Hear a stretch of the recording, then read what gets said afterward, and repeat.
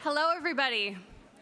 My apologies in interrupting your conversations, but we're going to get right into the announcement. So I would like to invite the CEO of the Ocean Supercluster, Kendra McDonald, to the stage to kick off the announcement.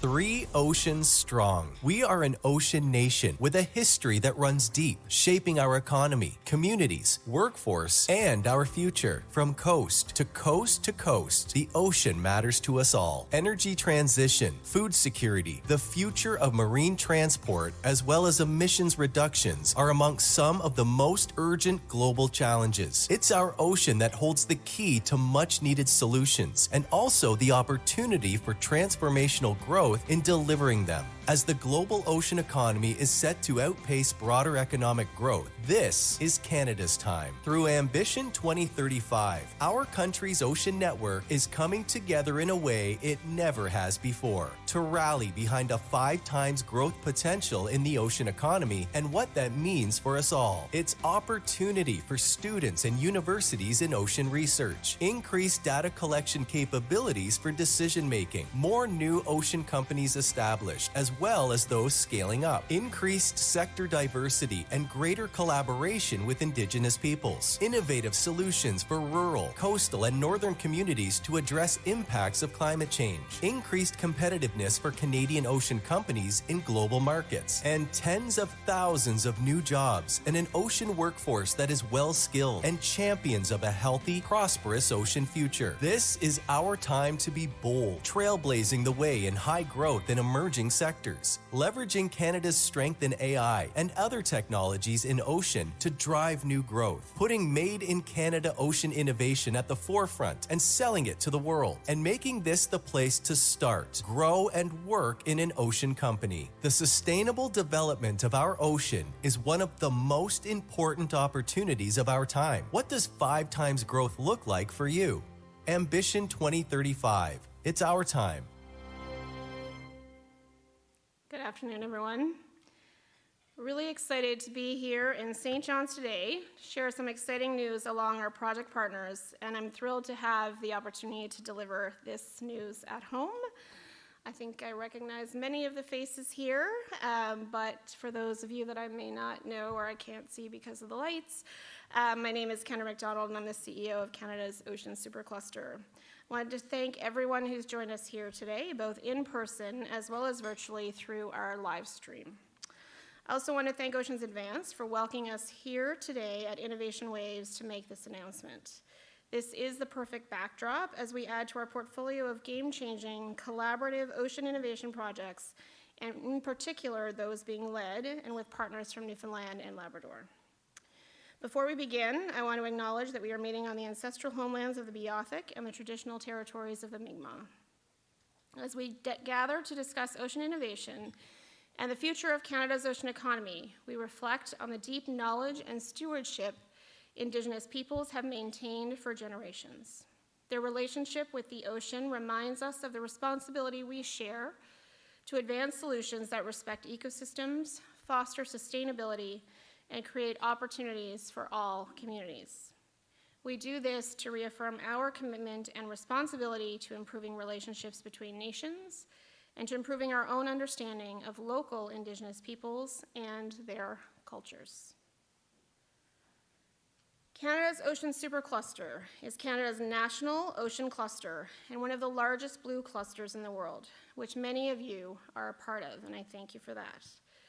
Together, we are focused on the accelerated development and commercialization of ocean solutions to help tackle some of the most important challenges facing our country and our planet, while also building a robust innovation ecosystem, growing more companies, creating more jobs, and opportunities for a strong, resilient economy from coast to coast to coast in the process. I realize the slides are changing and I'm not changing them, so are they magically changing for me? Oopsie. There we go. So today we are announcing 4, there we go. Today we're announcing 4 new Newfoundland and Labrador-led projects with a combined total value of more than $13 million. This adds to the OSC's project portfolio of more than 150 projects valued at $500 million. A recent study on the economic impact of Canada's Ocean Supercluster has shown that for every dollar we have invested in projects, we are generating more than 5 times value in GDP contribution, including benefits for communities, companies of all sizes, and workers. As of March 2025, we've created $1.7 billion in total economic output, $1 billion in GDP contribution, nearly $748 million in total labor income, 10,000 jobs, $286 million in total tax revenues, and nearly $300 million in follow-on investment raised. These stats are more than just numbers.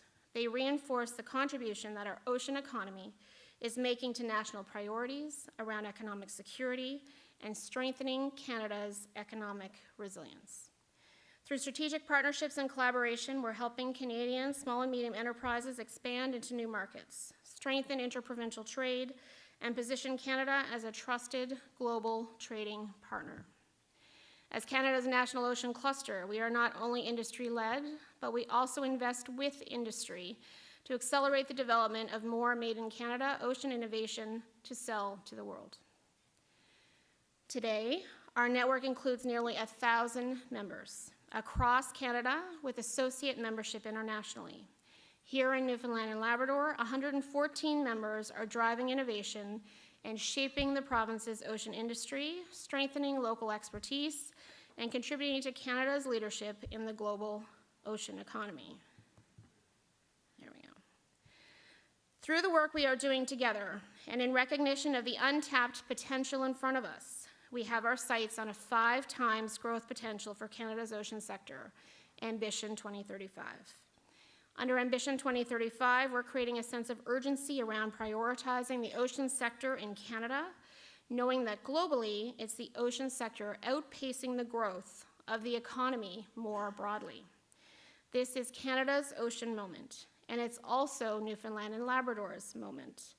You only have to look around the room to be able to see that. Before we get into the detail of today's 4 projects, I would like to welcome, we'll have a couple of special guests, my first special guest to the stage to provide remarks on behalf of the province of Newfoundland and Labrador. Welcome the Honourable Tom Osborne, Member of Parliament for Cape Spear and Parliamentary Secretary to the President of the Treasury Board.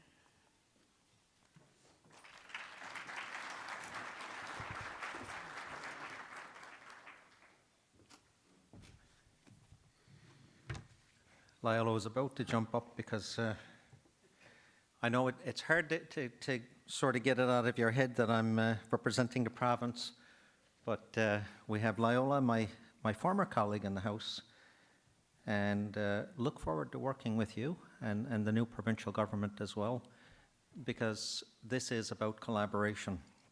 It's a pleasure to be here representing the Government of Canada. And it's a pleasure to be here with stakeholders who are in the room, the provincial government and all of you. I know that Prime Minister Carney has laid out a plan to grow Canada's economy, to grow our national defence, to make generational investments. But that can't happen without our partners like the provincial government and partners like industry and innovators such as yourselves. I want to thank Oceans Advance and Canada's Ocean Supercluster. This is Canada's moment. And I do believe, Kendra, that we will see 5 times the growth. This is an exciting time for Canada. This is a fantastic conference. It brings together innovators and researchers, industry leaders who will help us reach that 5 times growth, who will shape the future of Canada's ocean economy. We are charting a course to become a global leader in many areas, and our ocean economy is one of those. We need to focus on new technologies. Together with the Ocean Supercluster, we are harnessing the creativity, the expertise, and the strength that our ocean economy needs and that will create sustainable jobs and sustainable solutions for the future. Our investment in Global Innovation Clusters program is delivering tangible results. These projects show how collaboration and cutting-edge technologies, innovation are driving the growth and positioning Canada in the forefront. And today we are celebrating the announcement of 4 new projects that, among other benefits, will leverage advanced technologies, including AI, enhance intelligent training solutions, improve ship maintenance, and drive growth and sustainability in Canada's ocean sector. These initiatives are not only creating jobs and economic opportunities, but they will help Newfoundland and Labrador and Canada in tackling some of the world's biggest challenges in ocean sustainability. Our government will continue to invest in solutions that enhance marine training, skills development, improve coastal safety, strengthen sustainable seafood production. These initiatives directly align with the direction of Canada's new government, Canada's priorities to drive economic development. Innovation is the key to unlocking new opportunities and building a sustainable ocean economy. And these projects deliver dual-use solutions benefiting both commercial as well as defense applications. They position Canada as a leader in ocean innovation with a global impact. Just a couple of weeks ago, I met with a collective of companies operating in Newfoundland and Labrador that can supply the solutions needed in national defense.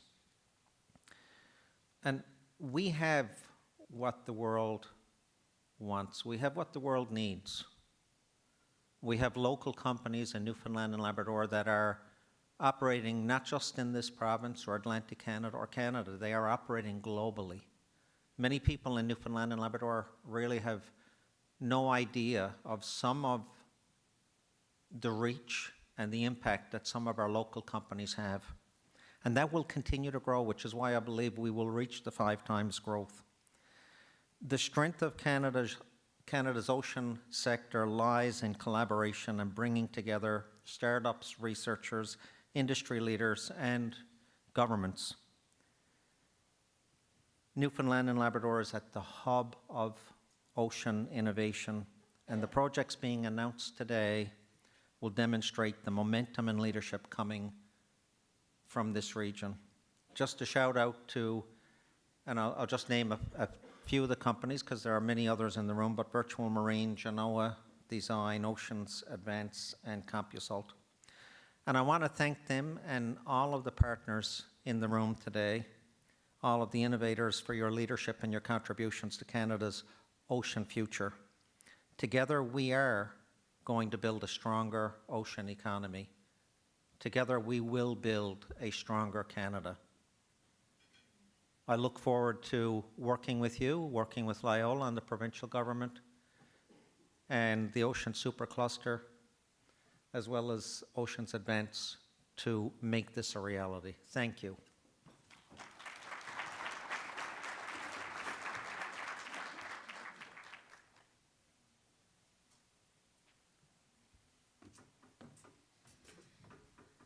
It chose a seat strategically on the wrong side of the stage. Thank you so much, MP Osborne. We're thrilled that you could join us here today. And now I would like to invite another special guest to the stage, the Honorable Loyola O'Driscoll, Minister of Fisheries and Aquaculture for Newfoundland and Labrador.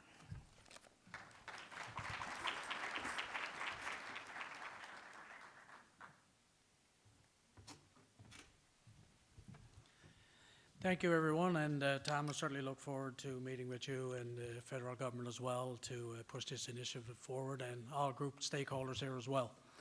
Good afternoon, everyone. It's great to be here with you at Initiative Waves. We're here today because we share an understanding that the ocean shapes who we are. It drives our economy and it defines our future. Our new government, led by Premier Wakeham, is committed to strengthening Newfoundland and Labrador's leadership in sustainable fisheries and aquaculture. One of the best ways this can happen is by advancing innovation, supporting research, and building our expertise in marine science and coastal communities. And that's why working discussed here at Innovation Waves is so important. That's why the work you are doing is so important. Canada is increasingly recognized as a hub for ocean initiative where breakthroughs in fisheries and aquaculture are developed and brought to market. The world is turning to regions like ours for the knowledge and tools needed to make fishing and aquaculture smarter, more efficient, and truly sustainable. That doesn't happen by accident. It takes time, investment, and effort. And I'm glad to be here today to recognize that with you. As the new Minister for the now standalone Department of Fisheries and Aquaculture, I know our team recognizes the importance of fostering innovation and attracting investment to unlock opportunities across the ocean sector. And our new government is focused on making sure Newfoundland and Labrador has skilled workforce needed to lead in advancing ocean technology and driving economic growth. Today's announcement from Ocean Supercluster is a great example of that commitment. It's bringing partners together to advance aquaculture innovation and strengthen our position as a global leader in sustainable seafood production. By investing in innovation and collaboration, we will help the Newfoundland and Labrador aquaculture industry become more competitive, more resilient, and better positioned for long-term success. It's about creating high-quality jobs in coastal communities and ensuring sustainable growth for generations to come. As Premier Wakeham has said, it's about building a future where people don't just come for Newfoundland and Labrador, they come to it. Thank you, and I look forward to working with you as we look to build a stronger, sustainable ocean economy. Together, we are creating a stronger Newfoundland and Labrador for all of us. Thank you, and enjoy your day.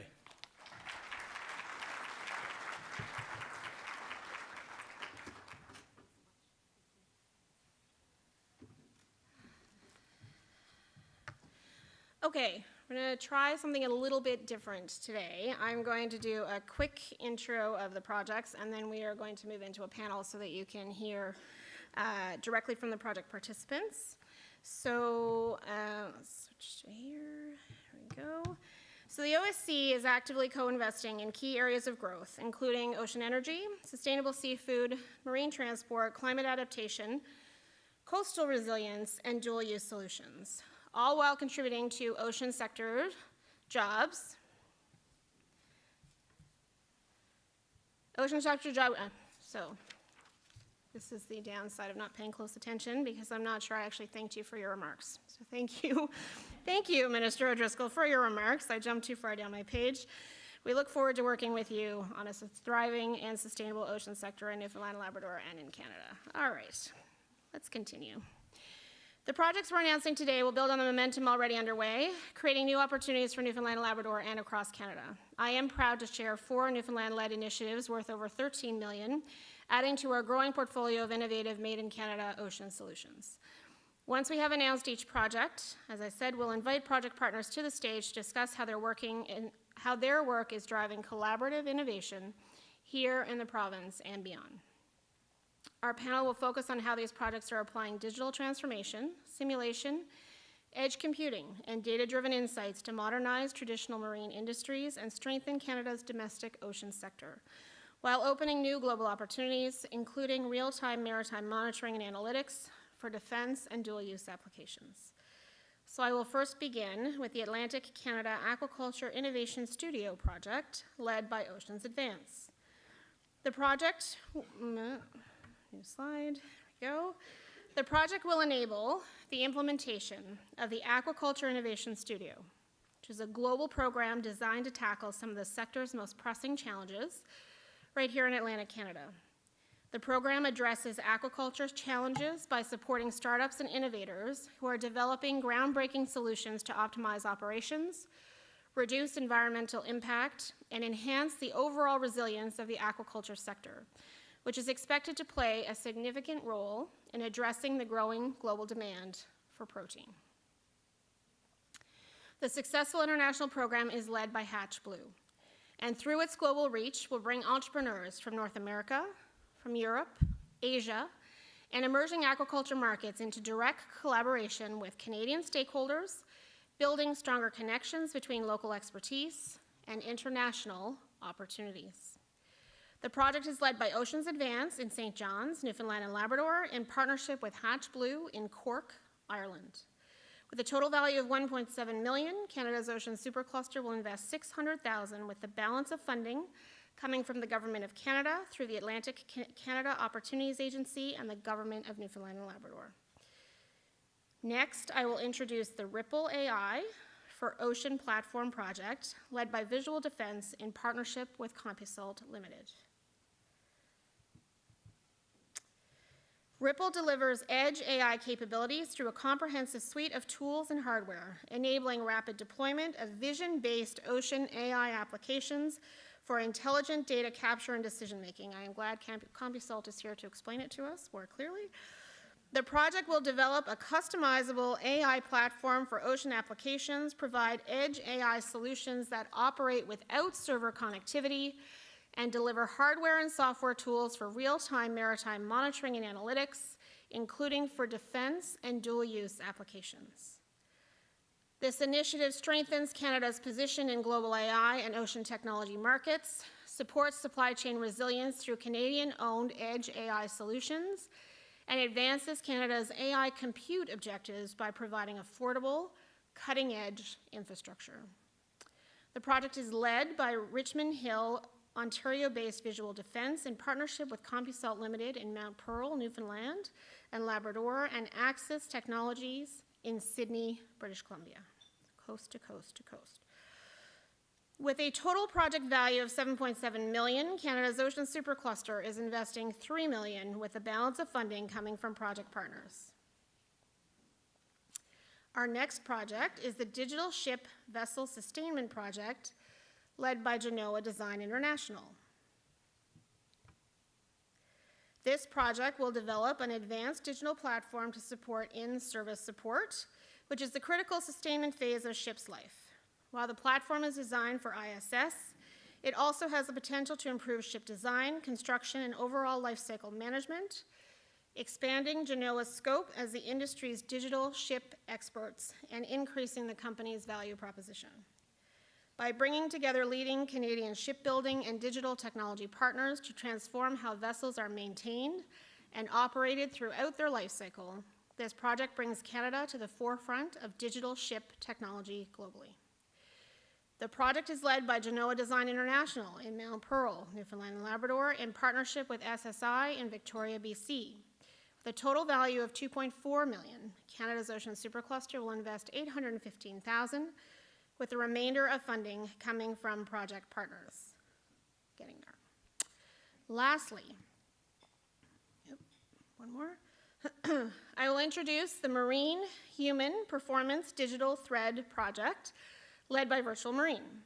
Virtual Marine and Thales Canada are combining their expertise to build intelligence simulations that will transform how marine personnel are trained, delivering smarter, adaptive learning programs. The project leverages intelligence simulators capable of using AI and machine learning to detect and evaluate human performance in real time.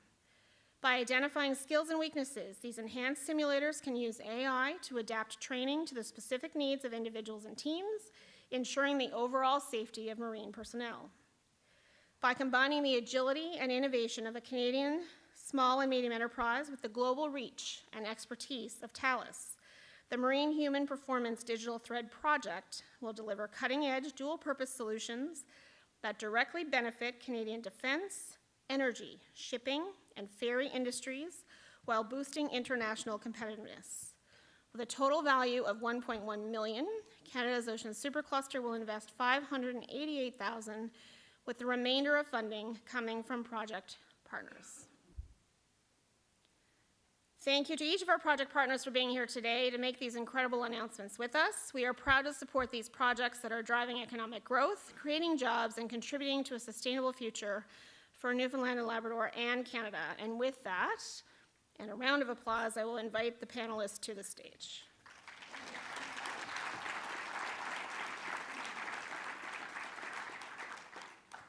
Come on up.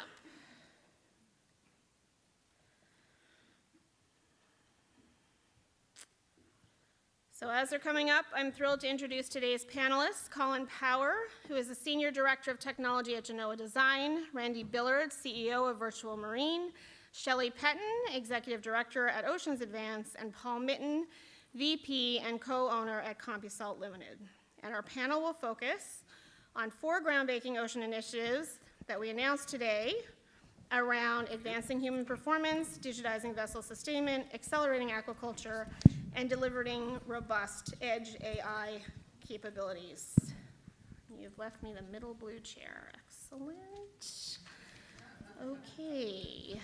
All right. Just have to get there without hitting you in any way. There we go. Awesome. Thank you.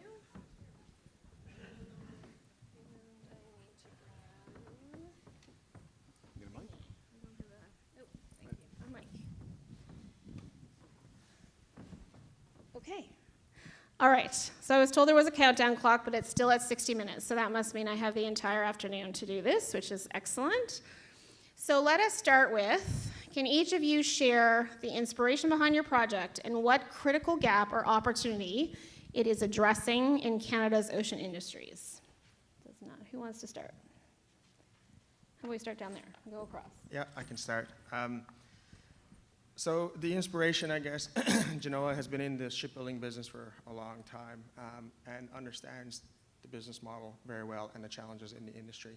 And 5 or 6 years ago, they realized that digital transformation was necessary, and they started investing in that space. And we found ourselves in a position where we identified a very dire need for a solution in in-service support and vessel sustainment that wasn't in the market, and the options that were there were either built by software vendors who didn't understand the market or were hardcore industry members who didn't understand software.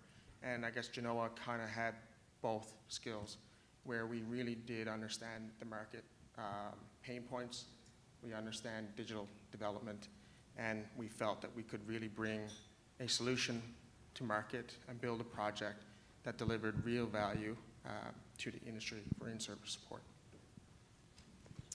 I think the gap that we're trying to fill in this particular project, the Aquaculture Innovation Studio, is supporting that pipeline of talent in through the ecosystem, from the startup to the diversification piece, and looking at ocean sustainability, looking at food sustainability, a really important critical factor in protein development, and how Newfoundland and Labrador, with our partners at Hatch Blue and with our ecosystem in Atlantic Canada, identifying opportunities for companies to grow and scale, but also for companies to diversify.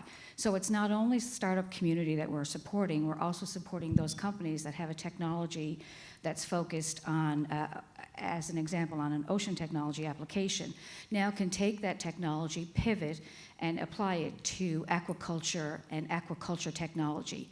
So we're not in the business of leading the aquaculture sector here in Newfoundland Labrador. Our partners at NAIA does that, and they do it really well. But what we are trying to do is provide a forum for technology development, and we're looking at Aquatech as that platform. In our case, our team was going to exploit a advanced division capability developed by Visual Defense in Richmond, Ontario, and put that out on various types of vessels, or vehicles, I should say, that can be used for a smart monitoring and recognition of objects of interest and other areas of interest in the ocean environment, either on the ocean or near the ocean at coastlines, or under the water as well. And so basically we're adapting Visual Defense's solution, being able to deploy it on any kind of vehicle that can operate autonomously and even remotely, and capture this kind of information at the edge, in other words, without requiring any servers in the background to capture, process, identify, and report on those objects of interest for defense and security, environmental monitoring, and other applications like that. And our motivation, simply put, is operational readiness for our Marine personnel. So we build and train train people in the use of using simulators on the use, or how to use, I'm sorry.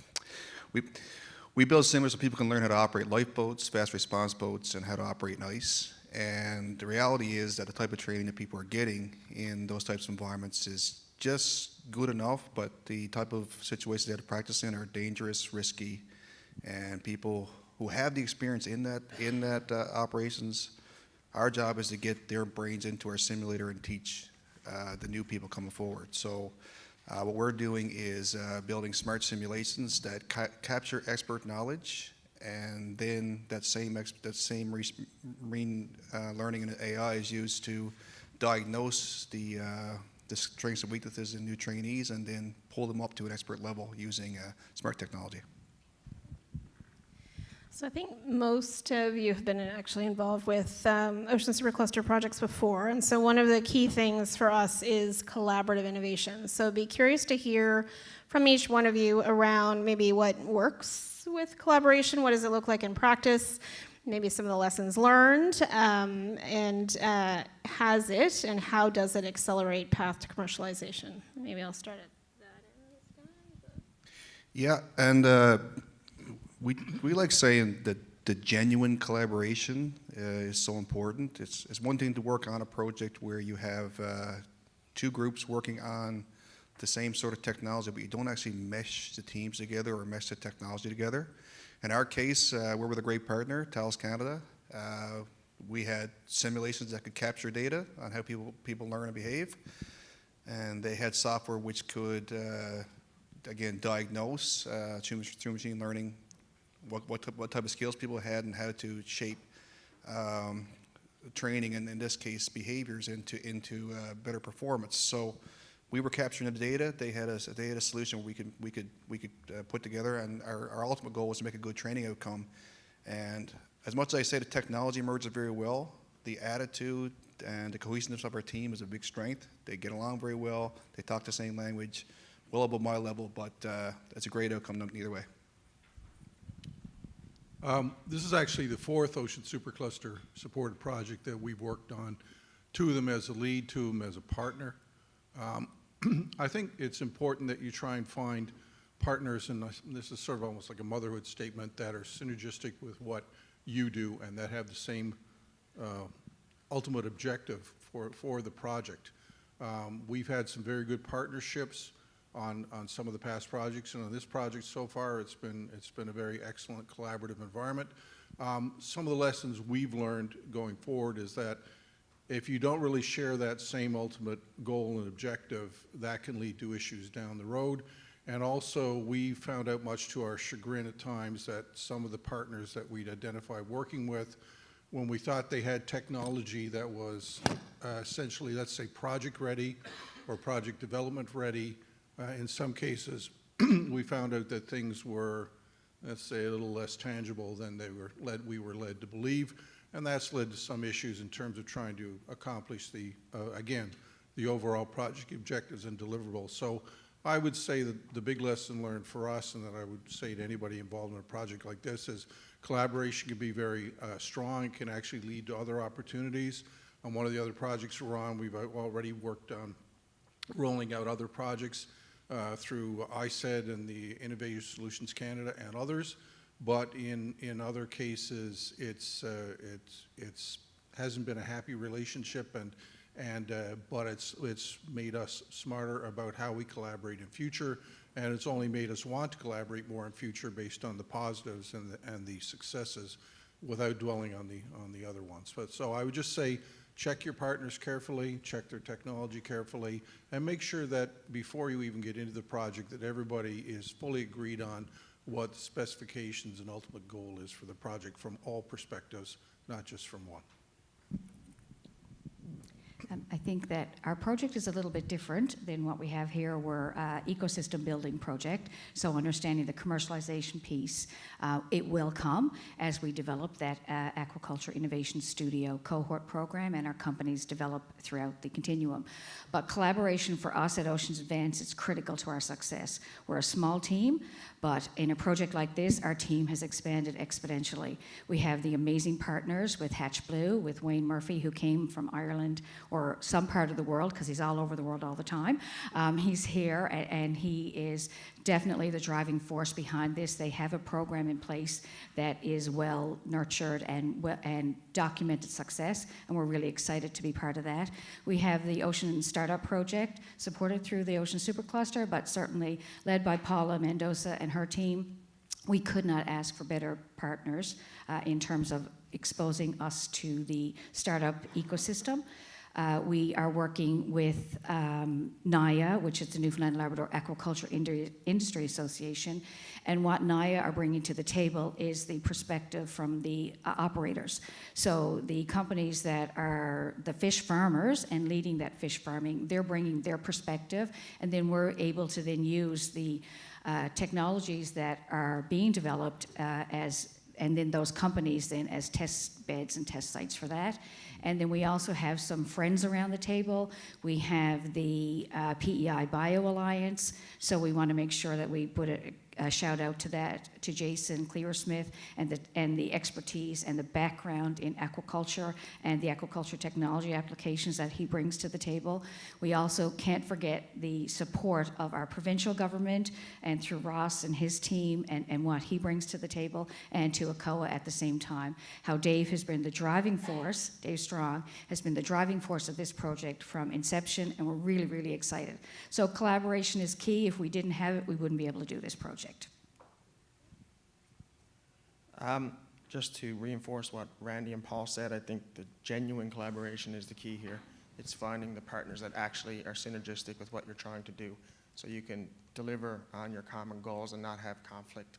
And I can honestly say that we're very appreciative of the partners we have at the table here, and I don't think we would have been able to really establish the level of collaboration without OSC. And what you didn't see on the slide during the announcement is that there are 3 industry collaborators at the table here as well. But we have SSI as our technology partner. Craig Tulk is in the audience here representing SSI. We have been partners, software partners with them for many years. They have a relatively new product, which is Shipbuilding PLM, that we are leveraging as a part of this project to help accelerate and kind of leapfrog us to a certain state of maturity, a technological maturity, that otherwise would have taken us a long time, much longer time to get there. On the industry collaboration side, sorry if some of you have heard this already today. Sorry.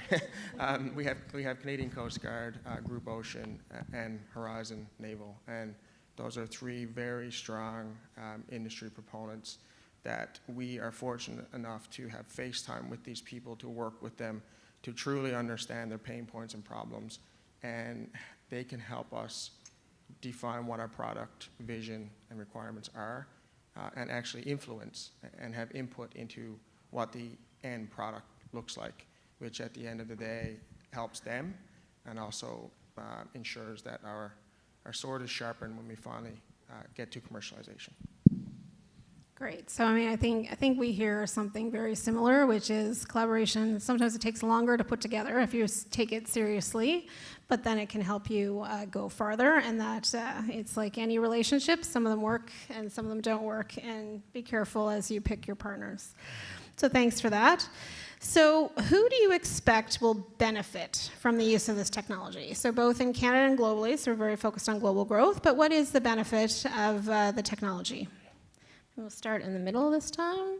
Paul, yes? In the case of the Ripple technology, it's multifaceted in terms of, like in our case, we're going to be deploying what they call the Ripple box, which is essentially a smart edge-based machine vision solution on our uncrewed ground vehicles, our Nanook line of uncrewed ground vehicles, and we're creating a new version of that called Nanook AI. And basically, we see a couple of different applications. One is for monitoring, identifying ocean pollution from a coastal perspective and being able to keep a running monitor and control, or not necessarily control, but overview of that. And the other one is in defense and security, where we can identify what we call object of interest from a coastal area using the machine vision systems such as small craft, individuals, vessels of other sizes and whatnot, and be able to provide that information back in a timely basis for Coast Guard, Defense, and other security agencies that need that kind of extra monitoring capability on a 24/7 basis from a coastal perspective. And I believe our other partners, they have applications in freshwater and marine applications, again, for mostly environmental and other applications for various agencies that need this kind of information and support, and that can be rendered autonomously or semi-autonomously through deployment of these systems. Right, so I'm going to jump to Colin next because I'm going to switch the question a little when I get to Shelley, just to make it easier to answer, hopefully. So over to you, Colin. In terms of who benefits, I guess this project specifically is dedicated to vessel sustainment, as the topic suggests, but this sets the foundation for future products as well that, as Kendra mentioned in the announcement, it does enable other parts of the shipbuilding life cycle as well. So immediate benefits are to fleet owners, vessel owners, mainly U.S., Canadian Coast Guard, navies, and any fleet management companies. And the benefit is to make sure that they can keep their vessels at sea longer, which means they're on task or on mission longer. And it helps, especially in an Arctic context, it helps even keeping vessels functional and on mission for our northern provinces here, right? So our northern communities. In terms of longer term benefits, again, we're trying to introduce these technologies throughout the shipbuilding life cycle so that we build boats faster and of a higher quality. So initially it's around vessel sustainment, keeping ships at sea. The longer term vision is building ships faster at higher quality. Yeah, so I guess to shorten up ours, our job is to make people ready. Whether someone's got to launch a lifeboat into a 7-meter sea, or someone's got to drive a rib in a search and rescue mission, or someone's got to operate a vessel on the ice. Our job is to get you ready. So these are the types of people who are going to benefit. That goes across multiple industries, whether it's energy, whether it's oil and gas, whether it's wind farms, but defense, of course, being that emergent one that, not emergent, that's always been there, it's just getting faster and faster and bigger. We find, I'll just put this in context, that getting the Marine workforce ready for their operation, whether it's for civilian work, commercial work, or for defense work, the job is to make sure that you get to experience the situations you're going to operate in your training program.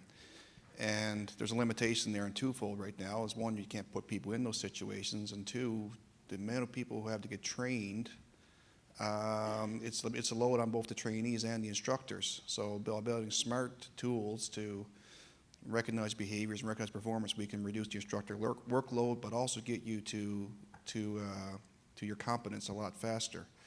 So that was the main thrust of our project. The one thing I'll put in context right now is that, that pace of needing to be ready is certainly one that's, we feel very strongly in Canada, given the new attitude towards defense, or newer attitude towards defense. When we talk about this product and service in Europe or in Germany, where there is something going on 1,500 miles away, it's a faster pace that they want, and they want more people mobilized quicker. So we get to see the micro version of it and the fast-paced piece, but also have this bigger world is changing, including here in Canada. All right, I'm going to come back to that. But Shelley, how does bringing this global program to Canada create opportunities for Canadian companies? Well, I think that we'll probably back up a little bit and say that this project will operate out of Newfoundland and Labrador, but it is a pan-Atlantic project. So we're going to bring 5 companies and technologies from Newfoundland and 5 from the other 3 Atlantic provinces into this aquaculture cohort program managed through Hatch Blue. And we're at the end of the day, what we want to do is grow that pipeline, grow the economy, look at ways to support SME engagement, SME development. So at the end of the day, we're all going to benefit from this as Canada, and we do see this, and I'm probably going to get ahead, but we see this as a pilot right now for these for 2 years in Atlantic Canada, and then we're taking it across the country. Excellent. All right. So, Randy, you talked about the pace of change, and we're talking about technologies, and we're trying to bring technologies into traditional industries. And I think one of the, well, I know for the Ocean Supercluster, part of this program is because Canada is slow to adopt technology and slow to invest in innovation and technology. And so what are you seeing in terms of how your various technologies, and I think you touch slightly different industries across the panel, so how are technologies coming into industry? Are we moving fast enough from a Canadian perspective, and are we, with these types of projects, driving a change at a global level? I want to tackle that first. Okay, well, if I tell something over there, that's fine. We see a different pace on the other side of the pond as we do here in Canada, but that's there's obviously things going on over there that drive that, and we've always felt we had, especially being in this community where there's harsh environments and ocean tech and training and all the knowledge transfer we have in Newfoundland. Newfoundland Labrador, sorry, it's so strong here that when we present our image globally, they see, well, this is not just just a technology company that knows the problem. It's an ecosystem that can help solve a bigger need, and we feel like that's a strong perspective when we look at ourselves, or when other countries and other areas in the world look at ourselves, but whether it's defense, oil and gas, and they buy into it. But we're also one of those companies who had to go and mature our technology in Europe and the United States and then bring it back to Canada, because the attitude towards are we good enough was just a little bit differently. I'm sorry if I'm hitting a nerve down anyway right now, but we felt that, we experienced it. But now we find, if you want to ask how it's changing, we do get that we are good enough, we do have strong expertise, and all the new movements around Canada just look in their own backyard and buy from Canada and build for Canada. Even though it's very refreshing, it's always been here. And I think that we need to be a little bit non-Canadian, if I can say it, and say, we got really good technology, really good people, and really good solutions here. And we should be, we compare to that same level on a world in Canada as we are on a global stage, which is we're good, we're better, and we're best at some things. I'd say amen, brother. I mean, no, seriously. I mean, if you want to talk about technology adaptation, the small, medium-sized enterprises are the ones that move the fastest. We're more agile. We're doing it in Newfoundland and Labrador. We're doing it and have been doing it in spades. Listen, I know I don't look like it, but I've been in the industry for over 45 years, okay? I know I look like a fresh-faced graduate, but, the fact of the matter is that our company and many others that I've known for decades in some cases have been first adopters of a lot of technologies, have been spending the money, difficult money, because for small, medium-sized enterprises, every dollar you spend is thought about in great concern. But what Randy's saying is true. Like in our case, we were doing, up till recently, 80 to 85% of our revenue in the United States. And a lot of that with the defense agencies in the United States. It was easier, and it's traditionally been easier until recently, and we don't need to get into that whole nozzle, but until recently, it has been easier to sell our products and services to U.S. defense and government agencies and other commercial enterprises than it has been in Canada. And what Randy said, again, I'll echo, is that you have to sell it there to prove it back in Canada. We've even had situations where our technology being used for many years by U.S. intelligence and defense agencies was of interest to Canadian Department of National Defense. They convened a meeting down in Washington, D.C. that they wanted to go to review the technology. They invited our U.S. subsidiary representatives. They would not invite us. We developed the technology. So what does that say to you? There's a wall that needs to be broken, and I hope this emphasis on Buy Canadian and dual-use technology, especially with the focus on defense, is important. The other thing that we're seeing lately is We do a bunch of work for NATO, as was alluded to earlier, but what we're seeing now from NATO, which is a little unsuspected, is a real sense of urgency to get contracts done and to done more quickly than what the schedule calls for. That, to us, is like with NATO, that's a total sea change.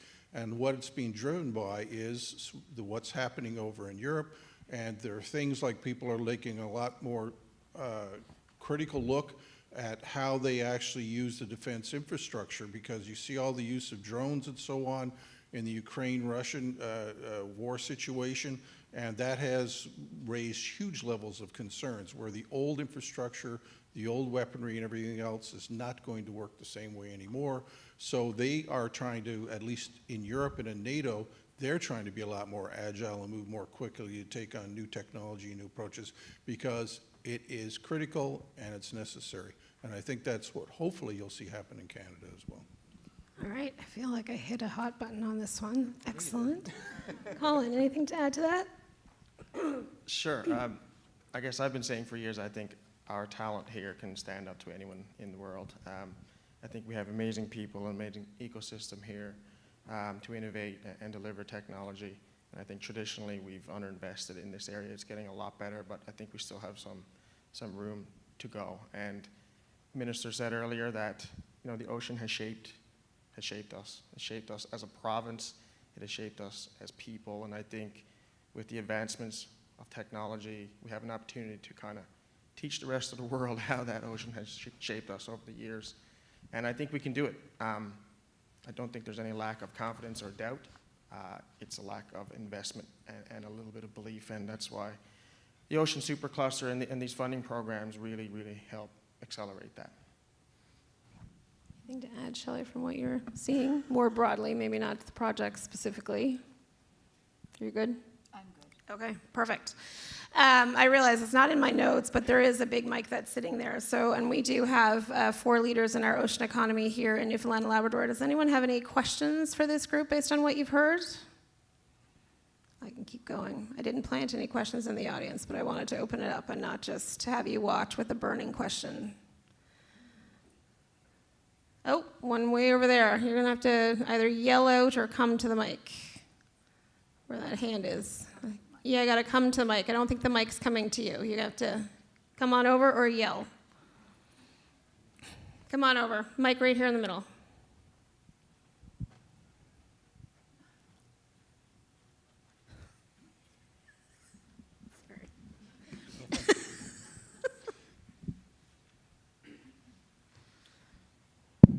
Hey, so, I mean, a lot of artificial intelligence was brought up here, and machine learning and all of that. When it comes to data security and cybersecurity, like, I wonder where all of that is accounted for in all of this. It's like, so are you guys looking into it, or do you guys have a team?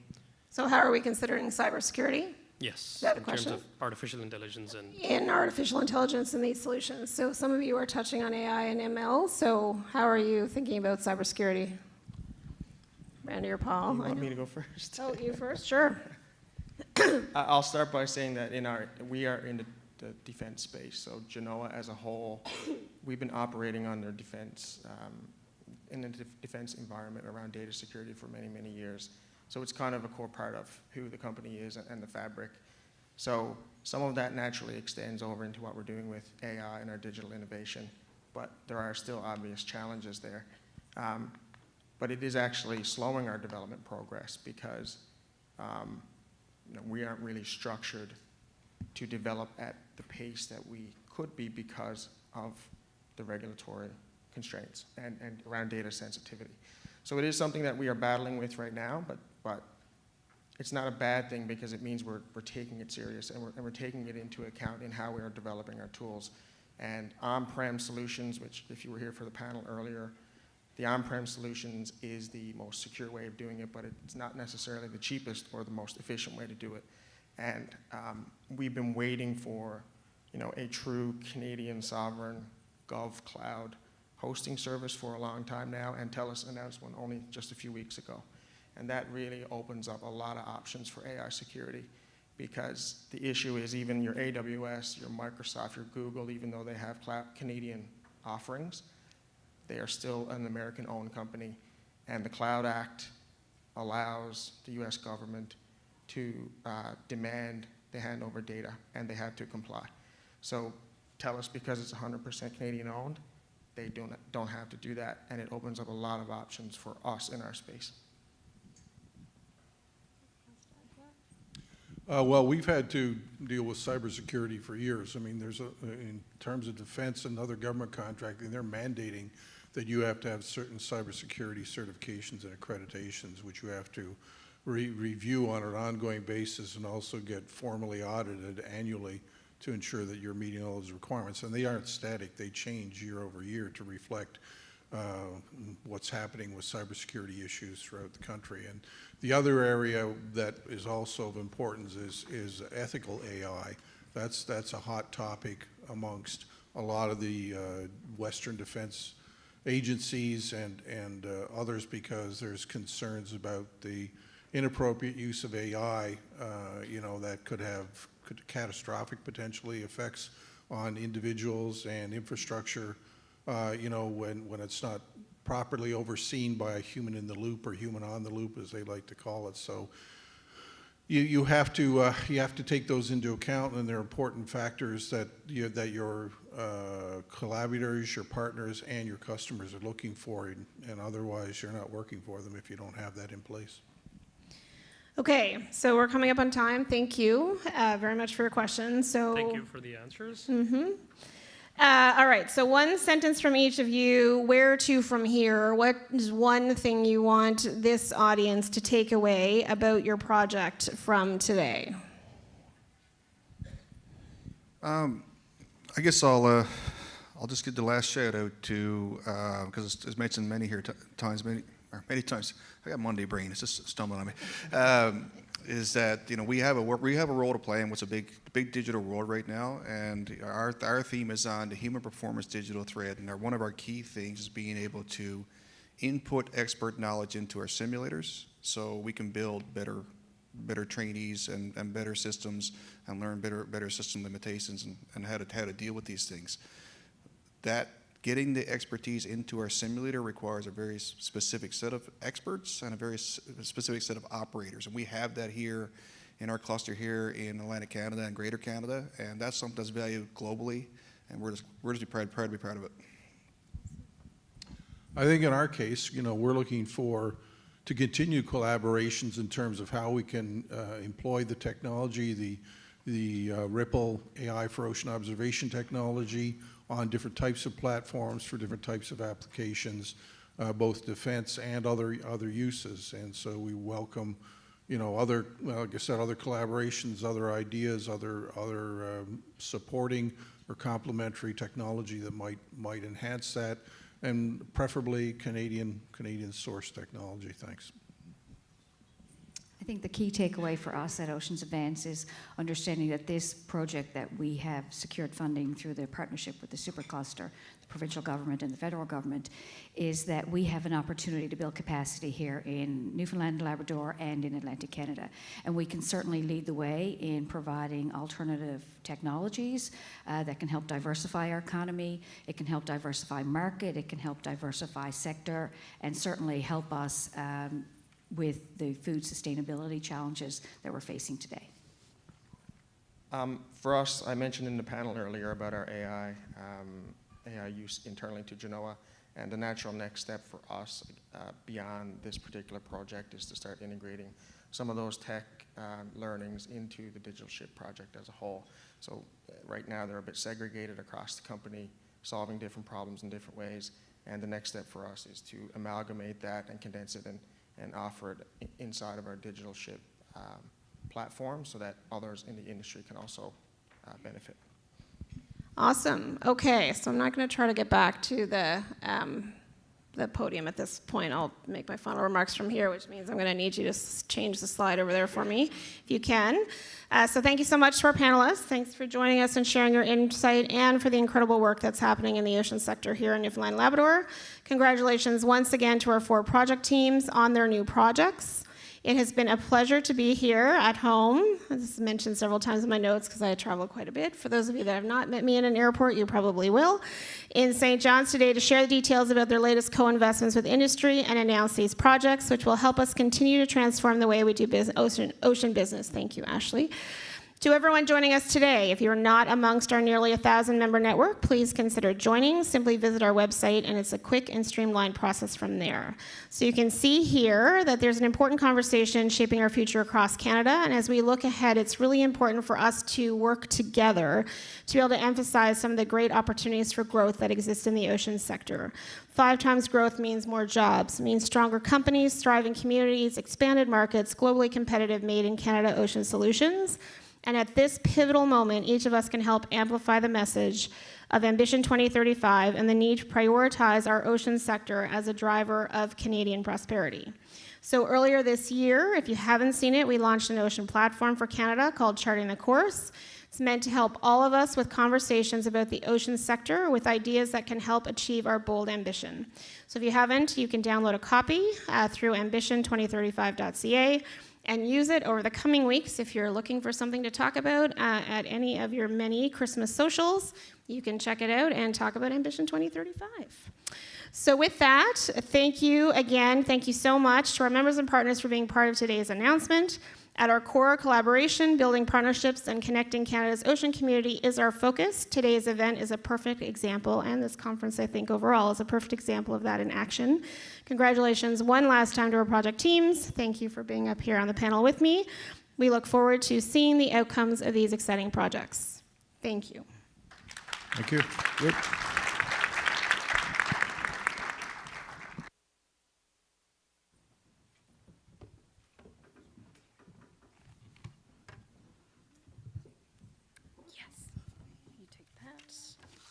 There we go. Thank you, Ocean Super Cluster. Thank you, everybody. We are going to do a quick reset on stage and move directly into our next panel at 2 o'clock. So that just gives a quick reset for 7 minutes. So if you need to take a quick bathroom break, feel free. And we're going to be back here at 2 o'clock to start on time. Thank you.